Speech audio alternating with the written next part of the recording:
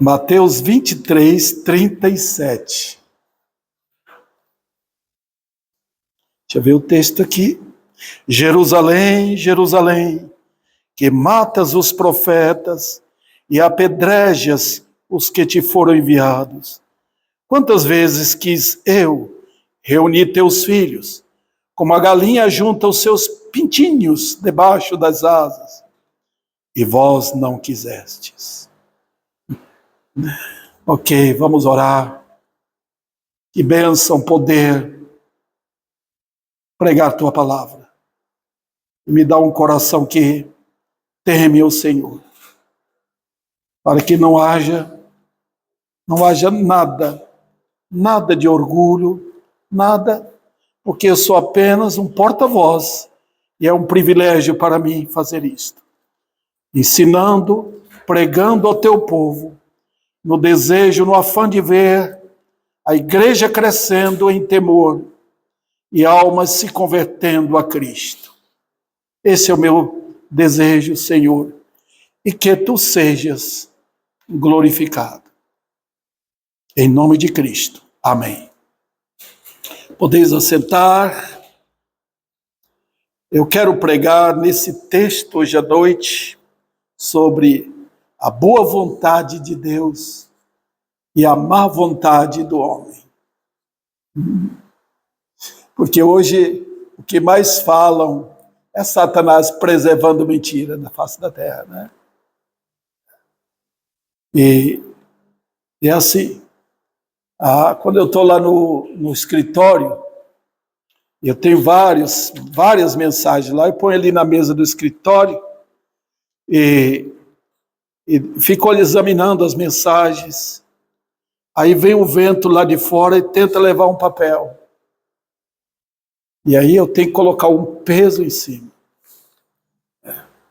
Satanás faz isso. Quando a verdade chega e quer levar as mentiras embora, ele põe um peso para não sair.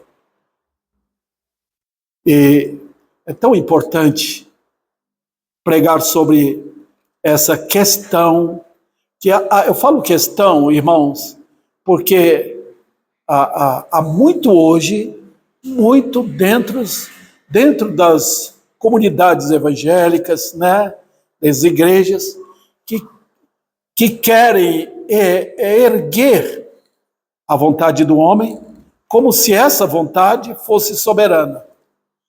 E é perigoso isso, tá? Tem pessoas que dizem Deus respeita a vontade do homem e então ele espera que o homem venha fazer uma decisão. Eu já preguei muito sobre isso aqui, estou ressaltando esse assunto porque faz parte da pregação do Evangelho. Porque se você crê que Deus espera a decisão do homem, pronto, você estragou tudo. Estragou tudo. E nesse texto aqui, os irmãos vão perceber quão diferente é. É um contraste entre os céus e a terra, entre o Oriente e o Ocidente. A diferença. Então vamos ao contexto. Esse capítulo 23 de Mateus, irmãos, é excepcional. Porque é um dos capítulos, eu acho que ele trata também no capítulo 15. Mas esse capítulo, especialmente, o Senhor Jesus Cristo detona os fariseus. Ele xinga os fariseus. Obviamente, o nosso Senhor não estava falando com raiva, ele estava esclarecendo quem eles são, hipócritas, raça de víboras, colocam o peso da lei nos ombros dos outros, e eles nem um pouco querem carregar. Isso é hipocrisia, né? É assim que fazem os falsos mestres, falsos profetas. E ele também, irmãos, dizem, olha, vocês vão para todo lugar pegando prosélitos, pessoas de outras nações, para serem judeus, assim, no sistema de proselitismo. Como você faz? Eu quero que fulano de tal, meu vizinho, venha para a minha igreja. Não fala de salvação, não tem nada, ele quer que você aumente o número apenas. Era assim que os fariseus faziam. Então, vocês estão fazendo esses elementos herdeiros do inferno 2 vezes. Já imaginou? Olha, queridos irmãos, mas nesse texto, quando ele conclui, o nosso Senhor mostra que coração ele tinha. Olha os sentimentos de Cristo. Porque ele tira os olhos dos fariseus, meramente, da seita ali, e encara Jerusalém, tá? Mostrando que Jerusalém foi poupada por um amor de Deus. É aqui nesse texto que Jesus mostra que ele é o próprio Deus, que ele é aquele Deus que comunicou com Israel durante todos aqueles uns 2000 anos, desde Moisés, desde Abraão, né? A gente diz, mas estou falando estritamente com Israel. Ah, olha o que ele diz. Jerusalém, olha que amor e ternura do Senhor, que bondade. Jerusalém, que matas os profetas e apedrejas os que te são enviados. Aí ele, quantas vezes, ele faz a mente israelita voltar ao passado. Quantas vezes eu quis. Dá para contar? Dá para contar? Não. A bondade e a ternura de Deus por aquela nação. E assim com o mundo. Então eu tomo esse texto aqui, irmãos, para mostrar para os irmãos o que é a boa vontade de Deus. E, incrivelmente, diante de tanta beleza, brilho da vontade de Deus, está a má vontade do homem. Que tristeza, né? Então, eu vou entrar aqui na mensagem. E eu quero ressaltar, olha o que diz o texto. Quantas vezes quis eu? Isso eu já tratei. E agora o final do texto. E vós não quiseste. Então nós temos duas vontades aí, né? A vontade de Deus e a vontade do homem. Então vamos lá.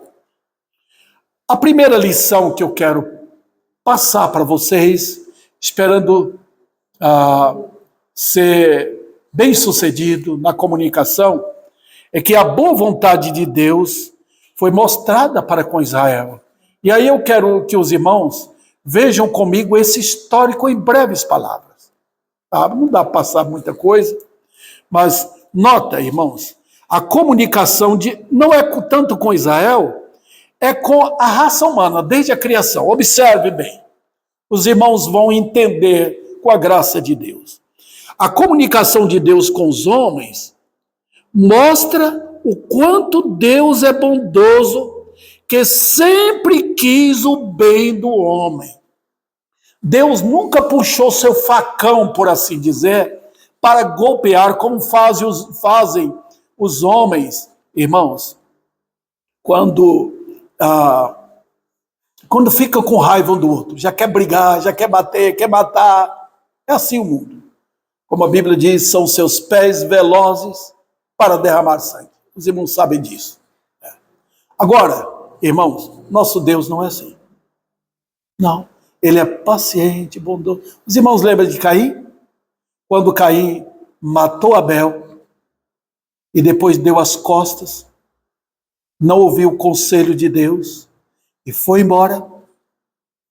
E por anos a fio, porque naquele tempo os homens viviam muitos anos, 600, 700, 800 anos, Caim construiu o mundo.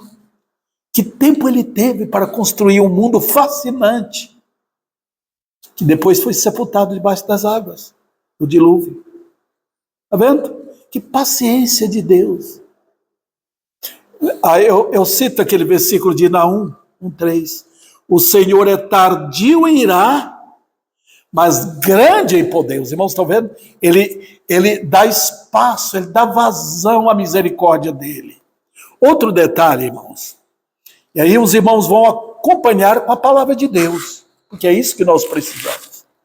As leis de Deus sempre provaram e provam o quanto Deus quer o bem dos homens.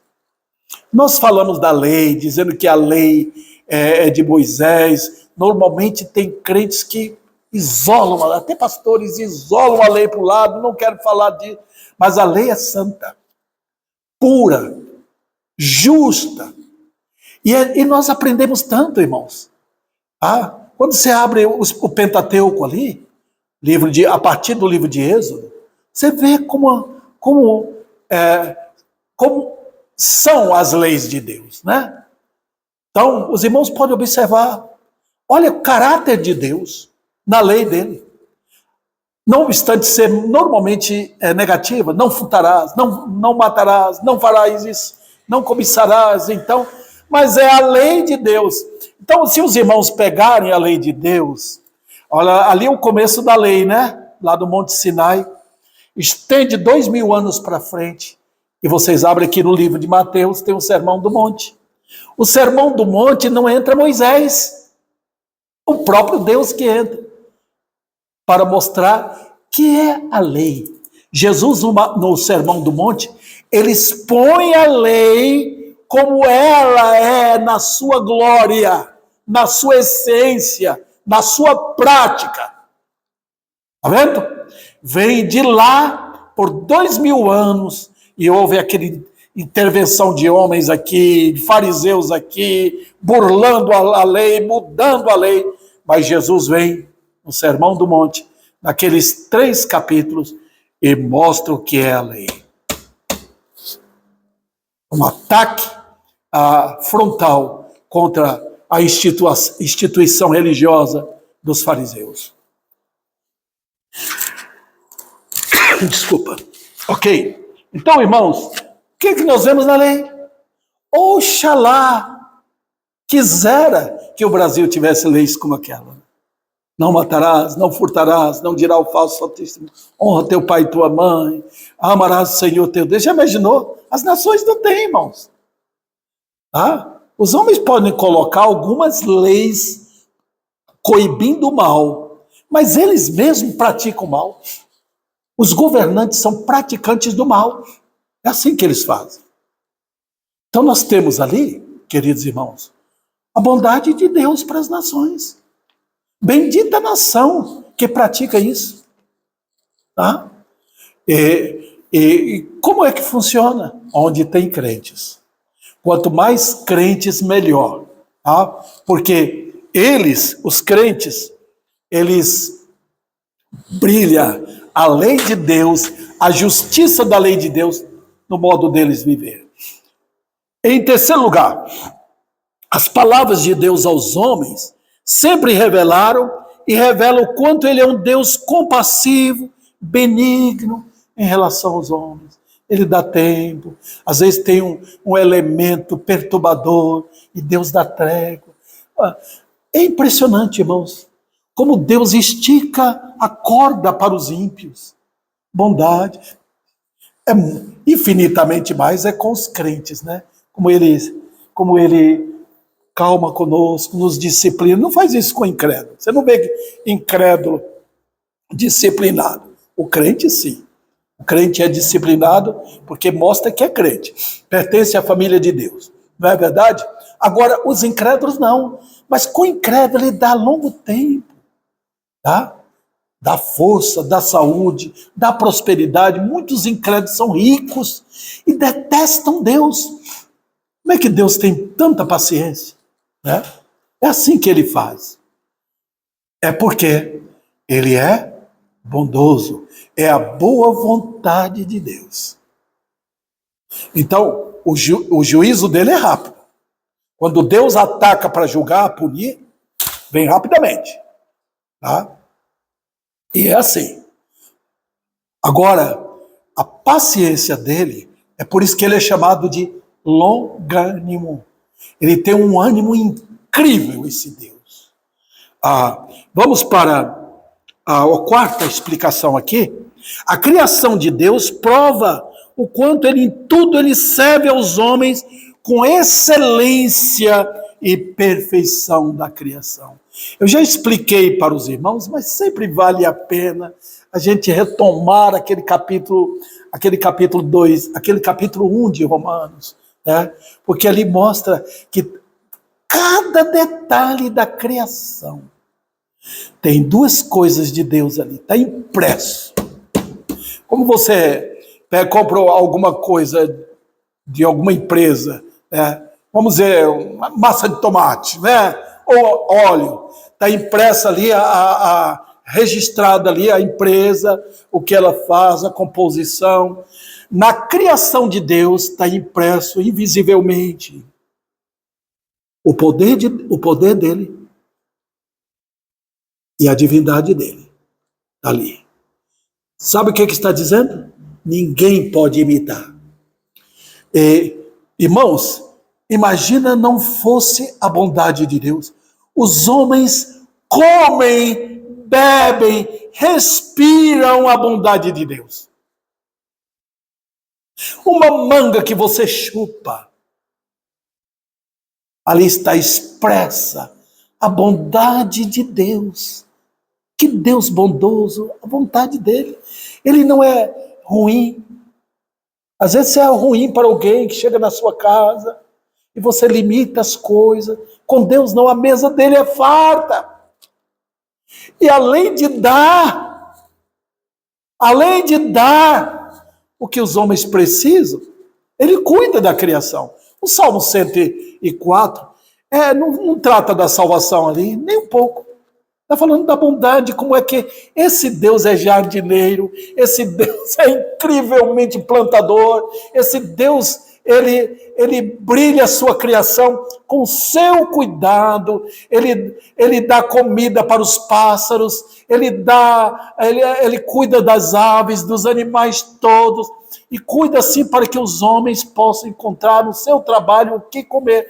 Deus nunca chegou e disse, isso é meu, eu quero para mim, não vou tomar. Não há egoísmo, há riqueza. E olha, irmãos, ninguém pode dizer que Deus fica mais pobre. Ele é o Deus riquíssimo. Você não faz Deus mais rico do que ele é. Você não faz Deus menos rico. Não consegue, porque ele é a riqueza. Minha é a prata, meu é o ouro. Esse é o Deus da Bíblia. Vamos para a próxima aqui, que é a quinta.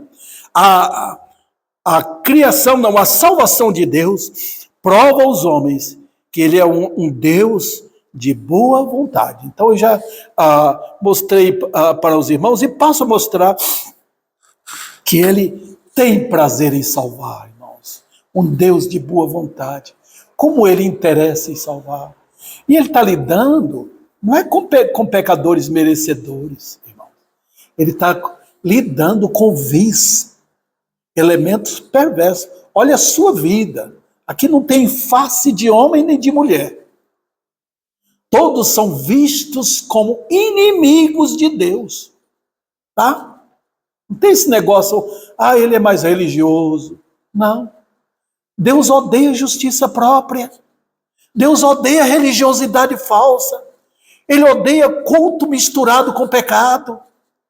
Mas ele tem prazer. 2 vezes ele trata isso em Isaías 57 e Isaías 56. Ele é Deus dos contritos.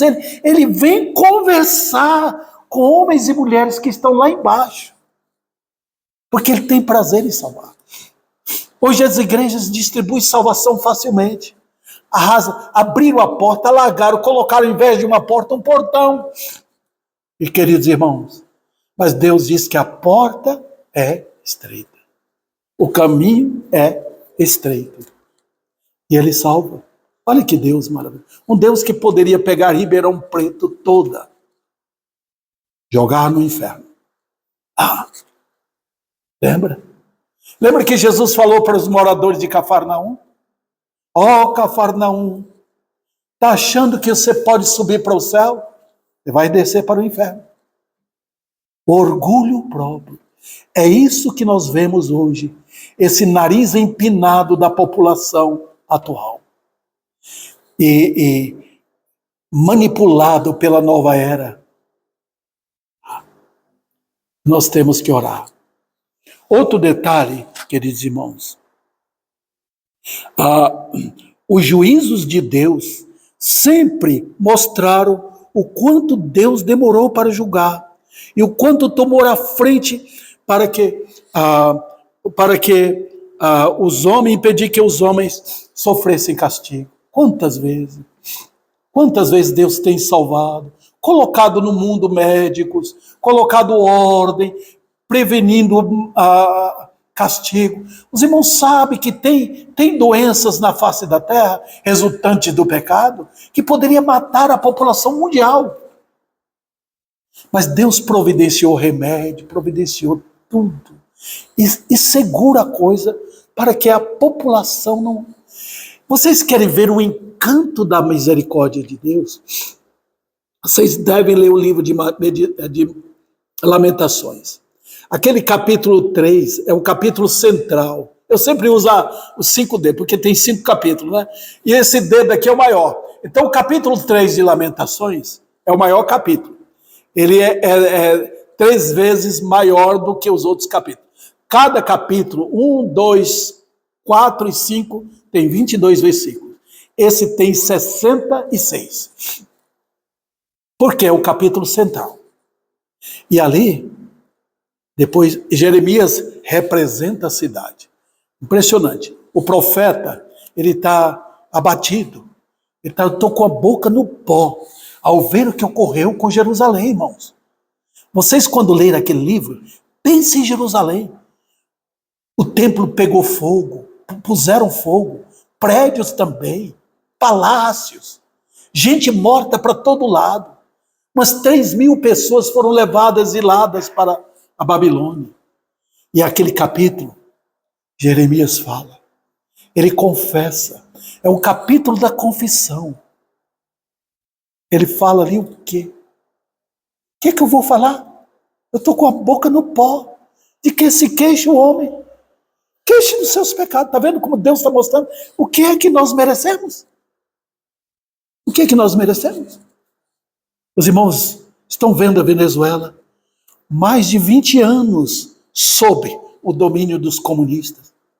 Tinha uma senhora que eu vi pelo YouTube falando de que aquele que foi preso, Maduro, Nicolás Maduro, ele simplesmente, no tempo de Hugo Chávez, chegava assim, pegava uma pessoa que era inimiga, atirava na cabeça, matava. Foi assim com muitas pessoas. Está vendo, irmãos? Por que isso?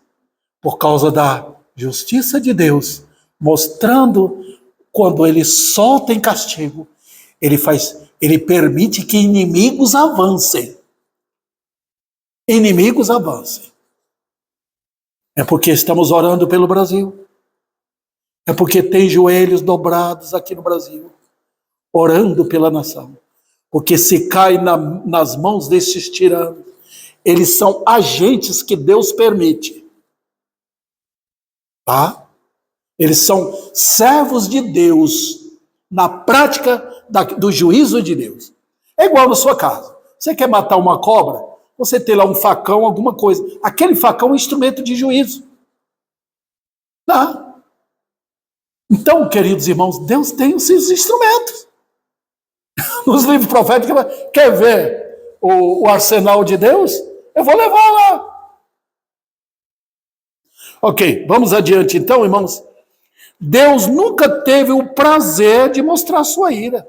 Nunca. Ele sempre mostrou sua bondade. Então ninguém, não obstante o fato de que os homens tentam fazer isso, ninguém tem que mostrar que Deus é cruel, porque não tem razão. Quantas vezes quis eu, falando com Jerusalém. Vamos para o segundo ponto, porque é nesse segundo ponto, eu não deixei bem esclarecido aqui, é nesse segundo ponto que eu quero mostrar, o problema não é com Deus, é com os homens. Por quê? Nós sempre temos que voltar para a Bíblia. Por isso que eu tenho prazer, irmãos, de mostrar o texto. Olha o que diz o versículo. Quantas vezes quis eu, agora o final do versículo, e vós não quiseste. Os irmãos estão vendo? Então vocês estão vendo aí, a boa vontade de Deus e a má vontade dos homens. O que nós temos que falar aqui? Eu tenho alguns argumentos aqui que eu quero usar na tentativa de ajudar todos. Primeiro, os homens nunca quiseram, porque sempre a disposição deles foi para fugir de Deus. Os irmãos estão vendo? Desde a queda. O que foi que Adão e Eva fizeram? Fugiram de Deus. Os irmãos estão vendo? A disposição dos homens é essa. Eu não quero.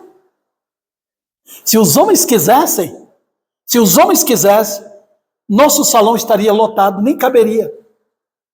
Os homens não querem. Eles fogem, eles escondem, eles ficam de longe, ficam com raiva, procuram um lugar, um esconderijo, sempre usam de desculpa, sempre estão atacando, sempre usam de sofismas, e até a Bíblia eles usam para contra-atacar. Eu falei para os irmãos que eu estava andando com um senhor, ele sempre anda lá, um senhor baixinho, e eu cheguei para ele: Senhor Sebastião, o senhor sabe para onde você vai depois da morte? Imediatamente ele criou um sofisma. Eu não creio no inferno. Porque como ele atacou imediatamente, aí de repente, para me afugentar, ele começou a citar o Salmo 22. Sem saber o propósito daquele salmo, colocaram na mente dele que se ele soube recitar, e ele decorou todo aquele salmo, coisa que crente não faz. Ele decorou só para citar, para um tipo sabe, irmãos, de ganhar a bênção do céu. Ele nem sabia que salmo era aquele. Os irmãos percebem? É uma corrida contra Deus. Outro detalhe aqui, irmãos. Eles nunca quiseram, porque sempre se ajuntaram para declarar guerra contra Deus. Os homens não têm medo, não têm temor de Deus. O dilúvio foi assim. Noé pregando com martelo, com serrote, com prego, ali o barulho do serviço em construir a arca era o evangelho pregado. Eles não quiseram, zombavam, porque nunca viram chuva, nunca tinham visto chuva, não havia temor. E aí quando chegou o dilúvio, diz que tinha isso aqui é para brincar, 2 elefantes olhando por cima assim, 2 girafas por cima, porque tinha alguém batendo na porta pedindo para abrir. Aí as 2 girafas, um olhou para ela, é a sogra de Noé. Ok. Então, irmãos, não, eles nunca quiseram, porque se ajuntaram para declarar a guerra contra Deus. E sabe de uma coisa? Quando homens estão assim enfurecidos, querendo preservar seus pecados, imediatamente Deus prende seus corações. E quando Deus segura seus corações, não há mais jeito. Você viu com Sodoma e Gomorra?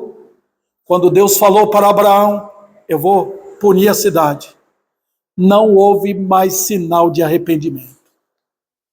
Aqueles homens estavam na cegueira, incluindo a mulher de Ló. E eles não sabiam, zombavam, porque o homem não vê sinal de juízo. Aquela manhã de juízo, o céu estava límpido, brilhando. Você falaria, esse vai ser um dia maravilhoso, que dia bonito. Mas não caiu água, caiu fogo e enxofre, matando todo mundo. Está vendo? Lembra de Coré, Datã e Abirão, que revoltaram contra Moisés e Arão? O que tinha atrás daquilo? Inveja, querendo voltar para o Egito, querendo tirar os homens que Deus colocou na liderança, porque eles queriam governar ali, puxar a nação de volta para o Egito. A primeira coisa que Deus fez, prendeu-lhes o coração.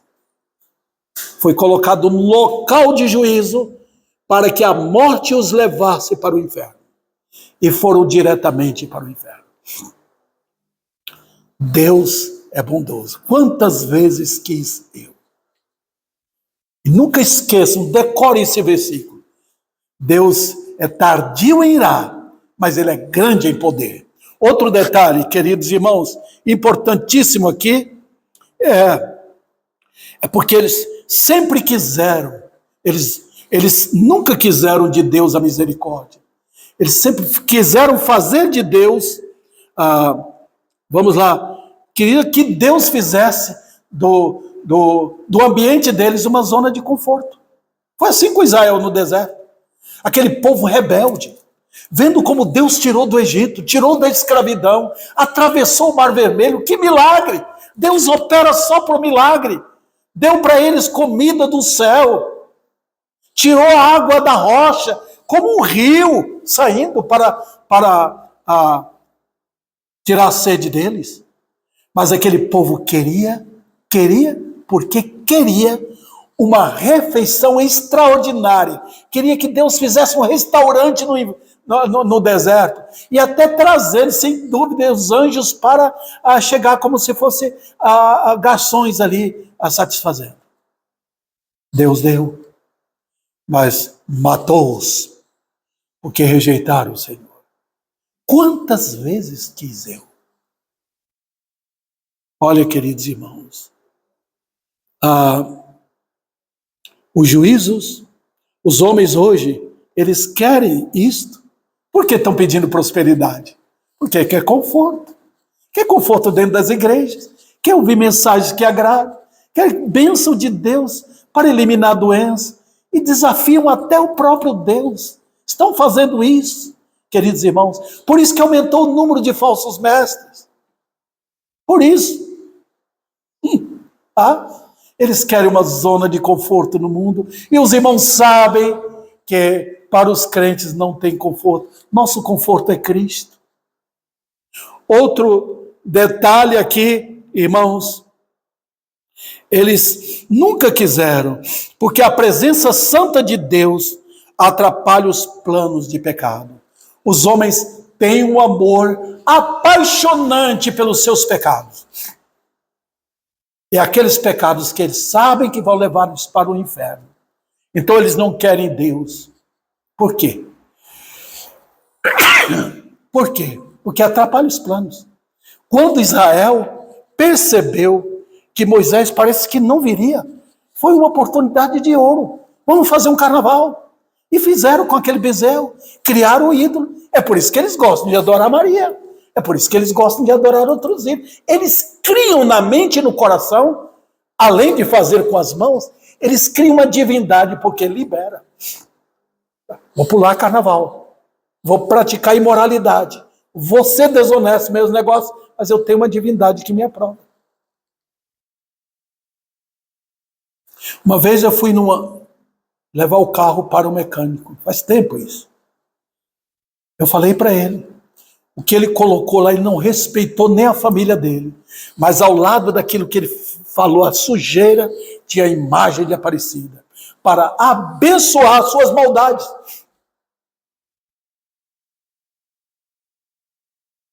Nunca quiseram, por causa disso. Querem viver nos seus pecados.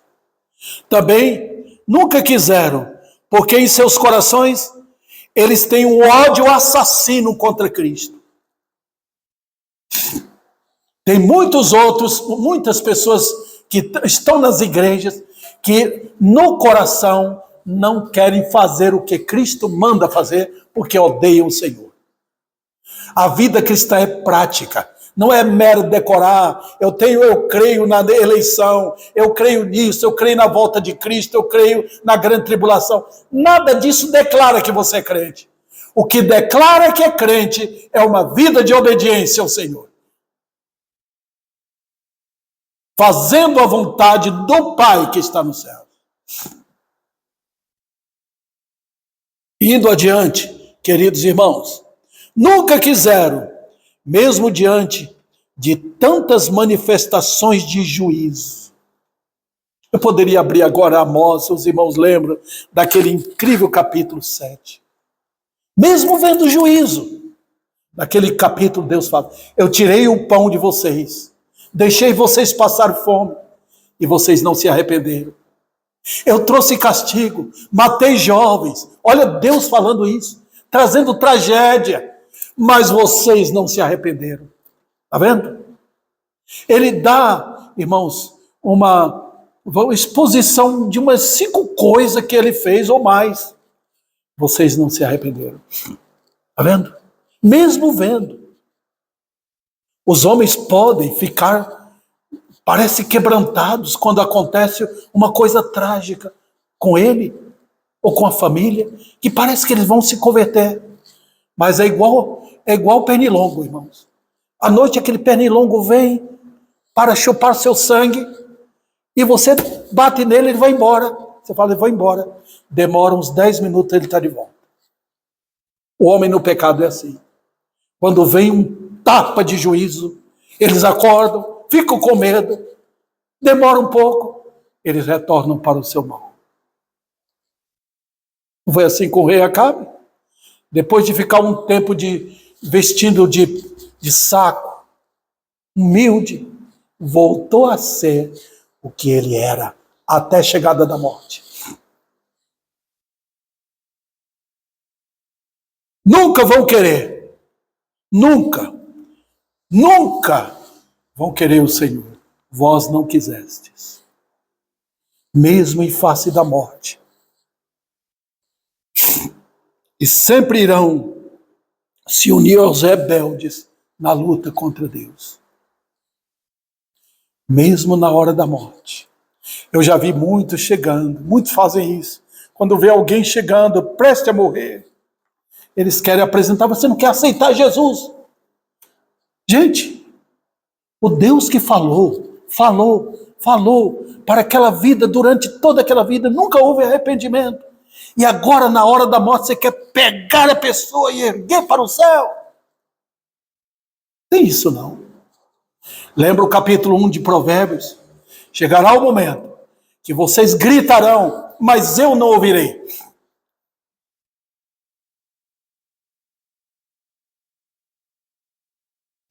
Os homens sempre poderão dizer o que quiserem, mas Deus que não quis. Vamos lá. Qual a esperança e finalizando aqui, irmãos, a mensagem? Qual a esperança? Vamos lá, eu vou responder negativamente primeiro. Não há esperança para o homem, porque Deus nada espera do homem. Nada. É Deus que vem, é o amor dele, a bondade dele que vem, interpõe, põe pregadores, põe profetas, põe tudo isso. É Deus que faz, e ele tem ultimamente, mesmo nessa rebelião mundial, tem levantado grandes homens para pregar, sim, tem se levantado. Mas por quê? Deus está esperando? Não. Vós não quiseste. E nunca vão querer. Esperar que o homem deseja a Deus é esperar, é a mesma coisa que você esperar no velório que seu parente querido morreu. Ele não vai levantar. Então, queridos, não há esperança qualquer que algo há de mudar, porque agora mesmo tudo está dizendo, os homens não querem saber, a vontade deles está escravizada, eles amam o pecado, eles amam o cigarro, eles amam a pinga, eles amam a mentira, eles amam a luxúria sexual, eles amam o conforto deste mundo, eles amam o dinheiro, eles amam tudo isso e eles adoram seus ídolos. Eles escolhem Deus? Eles querem que o Senhor reine na vida deles? Não. Nem Israel, a nação detentora da lei de Deus, quis saber de Deus. Nós queremos um rei igual às outras nações. E foram assim, bateram firme o pé. Deus deu. Vós não quiseste. Quem deu o rei sério? Foi Deus, quando deu Davi para reinar. A decisão está certa. em sair daqui e buscar alegria e esperança onde? No mundo. O coração do homem é do Deus deste mundo, do diabo. Querer satisfazer os desejos dele. Satanás profere mentira. E os filhos dele querem a mentira. Está vendo? Os homens amam o mundo. Corteja a mesa do mundo. Sim, é assim. E prefere até morrer do mundo. Sente até paz na morte. Puxa vida. Também não há qualquer esperança, mesmo que toda oferta de salvação está perante eles. Não querem. O Senhor abriu a boca, eu sou a água da vida, quem beber dessa água nunca mais terá sede. Usou a linguagem que toda, a linguagem simples de Cristo, eu sou o pão da vida. Lembrou o que aconteceu com Israel, como Deus prometeu bênção de salvação, pregou, curou e mostrou quem ele era, foi até a cruz humilde. Os homens não querem. Sabe o que é que Deus tem que fazer? E aí que entra o poder da graça. Chamar. Deus grita no cemitério. E os mortos ressuscitam quando são os escolhidos dele. Quando pecadores ouvem a voz, aí ele sai do sepulcro. Eu tenho ainda 3 subpontos aqui para terminar, irmãos. O próximo aqui, eu já tinha falado sobre isso. É o próximo. Não há qualquer esperança fora de Deus, em sua misericórdia. A minha igreja não pode fazer nada. Qualquer igreja, especialmente se começam a afastar da Bíblia. Nossa esperança está em quem? No Deus que vivifica os mortos. Eu tenho prazer de ler João, de ler o capítulo 5 direto, porque ali é o capítulo da ressurreição. Quem ouve a minha palavra. Irmãos, tem alguém que consegue ouvir? Não tem. Você pode trazer seu vizinho, pode trazer seu amigo. Ele vai ouvir, mas é aquele ouvir que faz ele fugir, não volta mais. Mas tem aqueles que Deus chama. Quem ouve a minha palavra, opa! Quem ouve? Eu me lembro da esposa do nosso irmão aqui. Como ela sentada ali, ela estava tão invocada com a Bíblia, ela estava tão curtindo as Escrituras. Falei, essa menina vai se converter. E hoje é uma crente ao lado do seu marido. Olha, queridos irmãos, o que Deus faz. Ele grita no meio dos mortos. Ele chama da sepultura. Então, quando estamos pregando, quer aqui na igreja, quer na internet, quer em outra igreja, não importa. É Deus chamando. Pode chegar um tempo que ninguém vai ser salvo. Deus mandou Isaías pregar para ninguém se converter. Já imaginou? Isaías pregando e ninguém se converte? Não há. Sem a atuação graciosa de Deus, não há qualquer esperança para o pecador entrar no céu. Ele irá para o inferno. Ele irá para o inferno. Acredite ou não, aceita ou não, não há esperança fora da misericórdia de Deus. Não há quem possa conduzir alguém para o reino de Deus. Não há. Nós podemos fazer amizade, convidar alguém para a igreja, mostrar nosso testemunho, mas é Deus quem atrai. Então, nosso Senhor afirmou que não há esperança que alguém venha a Ele, a não ser que Deus mesmo venha intervir. E é por isso que estamos aqui, irmãos, chorando e orando e pregando sem parar, até que o Senhor venha. Em misericórdia por esse mundo morto em seus pecados. Eu vou para a parte final agora.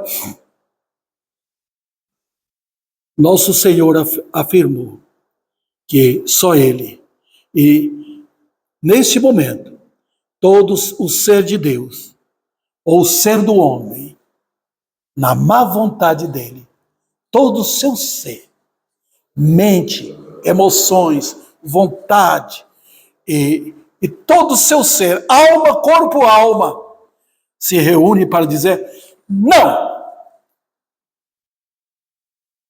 São os inimigos mortais do Senhor. Se pudesse, eles apontariam armas e atirariam no trono. Eles irromperiam dentro do trono de Deus e daria facada no Senhor, se eles pudessem. Não, queridos, eles não querem. O silêncio é por fora, mas o grito é por dentro. Quando eles estão em silêncio, eles vão falar de futebol, eles vão falar de mulheres, eles vão falar da religião deles, eles vão falar do negócio deles. Mas quando entra a glória de um Deus maravilhoso, o silêncio é mortal.